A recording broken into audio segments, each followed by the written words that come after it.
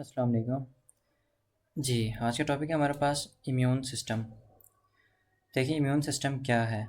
The immune system is actual biological system in your body, a complex network of cells, tissues, and organs that work together to defend you against disease। देखिए immune system हमारे पास एक ऐसा complex network of sales है, tissues है और organs है जो कि मिल के काम करता है, डिफेंड करता है हमारे बॉडी को बचाता है किससे?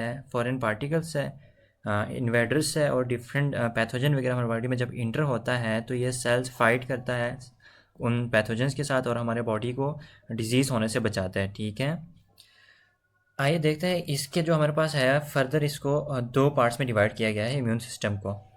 एक हमारे पास इनेट इम्यून सिस्टम है और दूसरा हमारे पास आ जाता है एडॉप्टिव इम्यून सिस्टम। इन दो में फर्दर डिवाइड किया गया हमारे पास इम्यून सिस्टम को। जो हमारे पास इनेट इम्यून सिस्टम है द इनेट इम्यून सिस्टम, इसको कहते हैं द रैपिड रिस्पॉन्स टीम भी बोलते हैं। ठीक है, ये क्योंकि जल्द ही बहुत रैपिडली एक्शन शो करता है। ठीक है, इस वजह से इसे कहते हैं द रैपिड रिस्पॉन्स टीम भी बोलते हैं। अच्छा, आइए देखते हैं इनेट इम्यून रिस्पॉन्स को। इनेट इम्यून सिस्टम क्या है? इनेट इम्यून सिस्टम की जो स्पीड है ऑलवेज एक्टिव स्पीड, जो हमारे पास ये क्या है, हमारे पास ऑलवेज एक्टिव है। Responds with in minute two hours, respond करता है with in minute two hours में ये सेल्स हमारे पास रिस्पॉन्ड करता है। ठीक है, और ये हमेशा बॉडी में एक्टिव ही रहता है ऑल द टाइम। ठीक है, ऑल टाइम ये एक्टिव ही होता है। अच्छा, इसके बाद स्पेसिफिसिटी नॉन स्पेसिफिक है ये। इट अटैक इन जनरलाइज्ड वे, ये जनरलाइज्ड वे में अटैक करता है, not targeting a specific pathogen. ये कोई भी स्पेसिफिक पैथोजन को टारगेट नहीं करता, बल्कि हमारे पास कोई भी फॉरेन पार्टिकल्स, वायरस वगैरह हमारे बॉडी में इन्फेक्शन काज कर रहा हो, कोई भी हो वो। ठीक है, चाहे वो वायरस हो, पैथोजन हो, फॉरेन पार्टिकल्स जो भी हो, ये क्या करता है, डायरेक्ट उनके ऊपर अटैक करता है जनरलाइज्ड वे में। ठीक है, फिर उसके बाद मेमोरी हैज़ नो मेमोरी, इनका कोई मेमोरी नहीं होता। It respond the same way every time, ये हर पैथोजन के साथ सेम रिस्पॉन्ड शो करता है। ठीक है, इनका कोई मेमोरी नहीं होता और सेम तरीके से रिस्पॉन्ड शो करता है।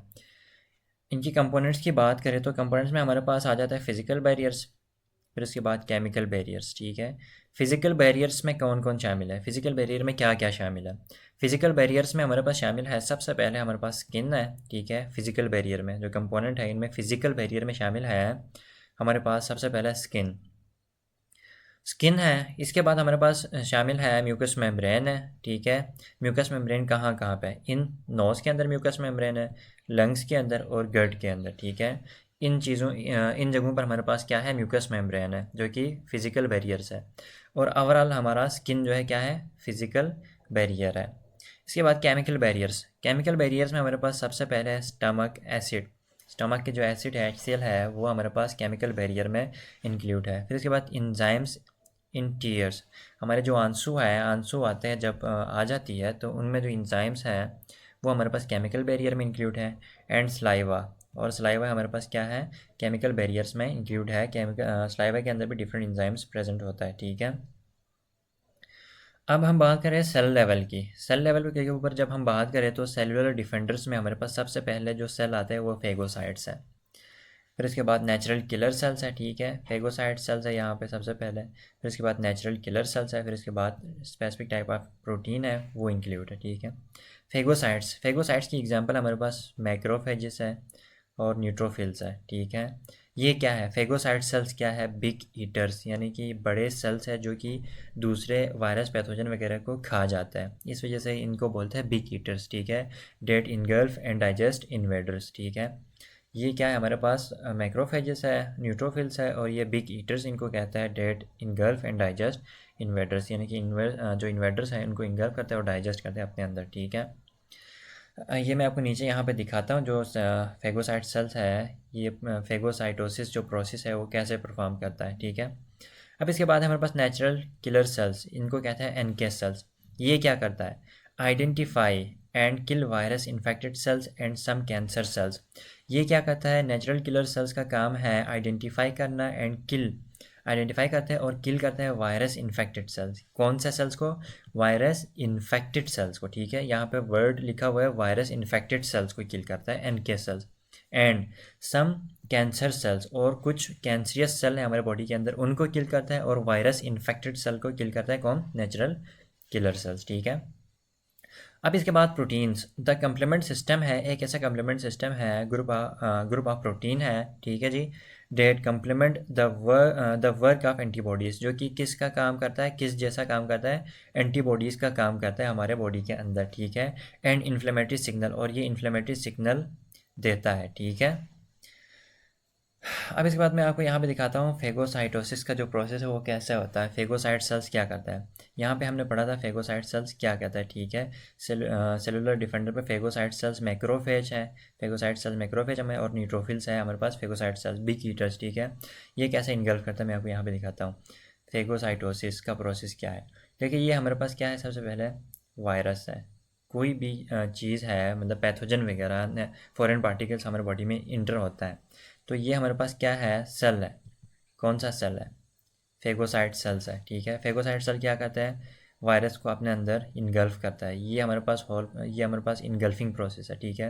ये हमारे पास यहाँ पे देखिए वायरस बाहर था, अब सेल ने अपने अंदर इनगल्फ किया फेगोसाइट सेल ने, ठीक है। फेगोसाइट सेल कोई भी हो सकता है।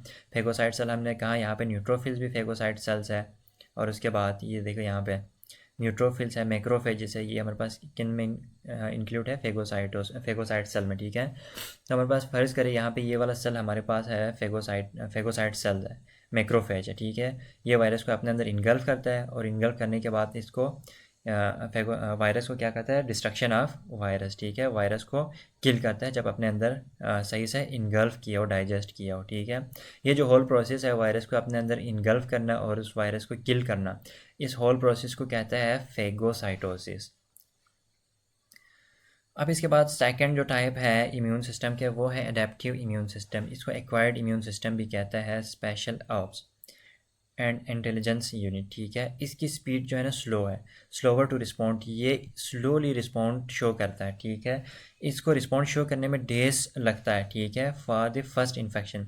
डेज लगता है फर्स्ट इन्फेक्शन, जब पहली बार नई कोई इन्फेक्शन, नई कोई पैथोजन वगैरह बॉडी में आ जाए, तो इसको कई दिन लग सकता है, ठीक है, रिस्पॉन्ड शो करने में। ये स्पेसिफिक है, स्पेसिफिसिटी की बात करें, ये हाईली स्पेसिफिक है। It targets a single unique pathogen, ये क्या करता है, टारगेट करता है सिंगल को एंड यूनिक, और यूनिक पैथोजन्स को टारगेट करता है, ठीक है। यूजिंग कस्टम मेड रिसेप्टर्स, अपना बनाया हुआ जो कस्टम मेड रिसेप्टर्स है, इनके ज़रिए, इनको यूज़ करते हुए यूनिक जो पैथोजन है उनके ऊपर उनको टारगेट करता है, ठीक है, उनको किल करता है। अच्छा जी, मेमोरी की बात करें कि इनके पास मेमोरी होता है, has memory after first exposure, जब पहली बार कोई पैथोजन वगैरह हमारे बॉडी में इंटर होता है, ठीक है। इसके बाद जो हमारा बॉडी है वो क्या करता है, इम्यून सिस्टम उसी के तरह रिसेप्टर सेल्स बनाता है, ठीक है, मेमोरी सेल्स बनाता है, रिसेप्टर सेल्स बनाता है और उनको किल करता है।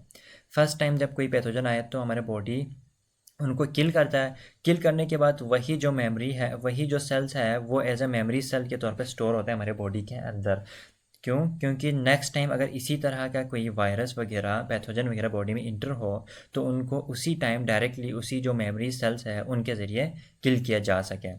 कि हमारे पास जो वैक्सीन था, कोरोना वैक्सीनेशन, उनमें हमारे पास डेथ कोरोना वायरस हमारे बॉडी में वैक्सीनेट किया गया, वैक्सीन हमारे इंजेक्ट किया हमारे बॉडी में। वैक्सीनेटेड जो पर्सन है उनको क्या किया, कोरोना का वैक्सीनेशन जो दिया था उस टाइम पे हमारे पास डेथ कोरोना वायरस की वैक्सीनेशन की गई, तो डेथ वायरसेस हमारे बॉडी में इंजेक्ट किया गया, ठीक है, वैक्सीनेशन के थ्रू वैक्सीनेटेड पर्सन में इंजेक्ट किया गया, ठीक है। अब जो वैक्सीनेटेड पर्सन है उनके अंदर क्या हुआ, हमारे बॉडी ने जो डेथ कोरोना वायरस था उसको as a active corona virus लिया और अपने बॉडी के अंदर क्या बनाया, मेमोरी सेल्स बनाया, और उन डेथ सेल्स को किल करने के लिए, वो जाहिर है वो हमने इंजेक्ट किया था कोरोना का डेथ कोरोना वायरस, ठीक है, वैक्सीनेटेड के थ्रू, वैक्सीनेशन के through.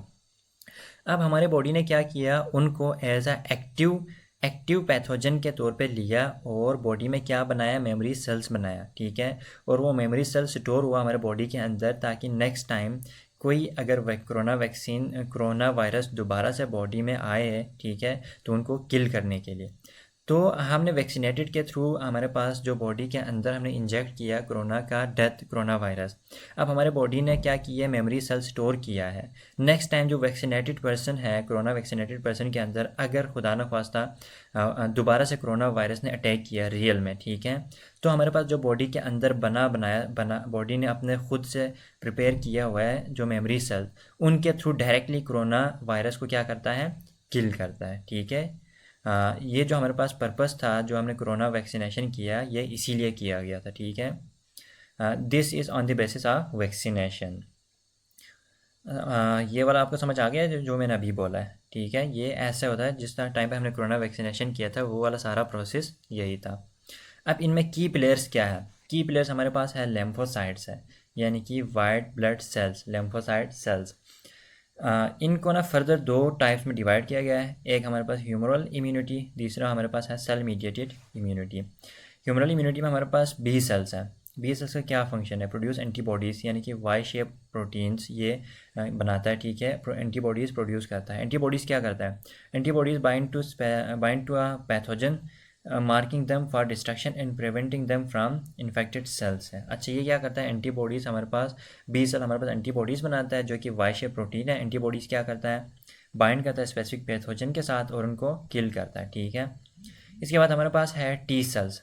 T cells cell mediated immunity में, ठीक है, helper T cells the generals of immune response. जो हमारे पास जनरल इम्यून रिस्पॉन्स का जो जनरल्स ऑफ इम्यून रिस्पॉन्स क्या है, हेल्पर टी सेल्स है। जब भी कोई पैथोजन वगैरह हमारे बॉडी में इंटर हो तो क्या एक्टिव होता है, हेल्पर टी सेल्स एक्टिव होता है। ठीक है, दे एक्टिवेट, और ये फर्दर क्या करता है, एक्टिवेट करता है B cells and cytotoxic T sales.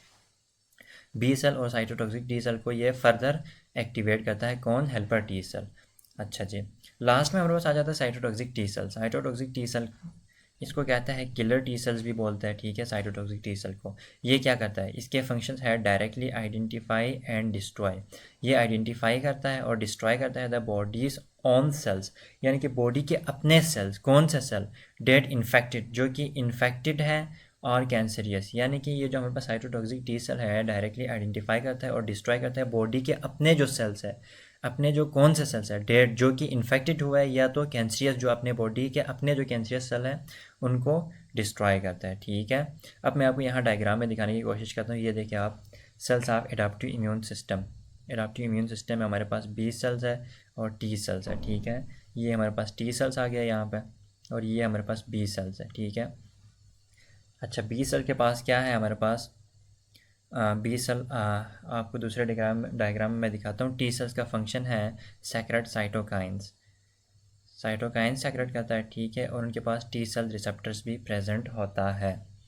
और हमारे पास बी सेल्स भी हमारे पास क्या करता है, सेक्रेटिंग साइटोकाइंस रिलीज़ करता है और ये क्या करता है, एंटीबॉडीज़ सेक्रेट करता है। ठीक है, बी सेल्स का फंक्शन क्या है, एंटीबॉडीज़ का बनाना बी सेल्स का काम है। ठीक है, और यहाँ पे ये एंटीजन प्रेजेंटेशन है, एंटीजन को प्रेजेंट कर रहा है। ठीक है, और ये एंटीजन है और ये एंटीजन प्रेजेंटेशन है। ठीक है, मैं आपको इस डायग्राम में दिखाता हूँ। लेम्फोसाइट्स, ये देखो लेम्फोसाइट्स हमारे पास बी सेल, लेम्फोसाइट में बी सेल और टी सेल्स है। ठीक है, बी सेल हमारे पास ह्यूमरल इम्यूनिटी में और टी सेल हमारे पास एडाप्टिव इम्यून रिस्पॉन्स में। ठीक है, ये देखिए हमारे पास बी सेल का काम क्या था, मैंने आपको बताया था बी सेल का काम है हमारे पास एंटीबॉडीज़ बनाना, एंटीबॉडीज़ बनाना। बी सेल हमारे पास आगे डिफ्रेंशिएट होता है प्लाज्मा सेल में। ठीक है, फिर प्लाज्मा सेल क्या करता है, एंटीबॉडीज़ बनाता है। ठीक है, एंटीबॉडीज़ का काम मैंने आपको ऊपर बताया, एंटीबॉडीज़ हमारे पास पैथोजन के साथ बाइंड करता है और उनको किल करता है। और जो टी सेल है, टी सेल डिवाइड होता है फर्दर दो में, हेल्पर टी सेल में और साइटोटॉक्सिक टी सेल में। साइटोटॉक्सिक टी सेल को हम किलर सेल्स भी कहते हैं। ठीक है, किलर सेल्स को ये हमारे पास CD8+ सेल्स है और ये हमारे पास CD4+ सेल्स है। ठीक है, इनके पास रिसेप्टर होता है और ये क्या करता है, किलर सेल डायरेक्ट किल करता है, हेल्पर सेल हमारे पास एक्टिवेट करता है ओवरऑल इम्यून रिस्पॉन्स को। ठीक है, और साइटोकाइन रिलीज़ करता है, और बी सेल और टी सेल्स को एक्टिवेट करते हैं हमारे पास हेल्पर सेल। और टी सेल जो हमारे पास ये किलर सेल्स हैं हमारे पास, ये साइटोटॉक्सिक टी सेल क्या करता है, इन्फेक्टेड सेल्स और कैंसरियस सेल को किल करता है। उम्मीद करता हूँ ये वीडियो आपको समझ आ गया होगा। ओके जी, अपना ख्याल रखिएगा, मिलते हैं जी नेक्स्ट वीडियो में।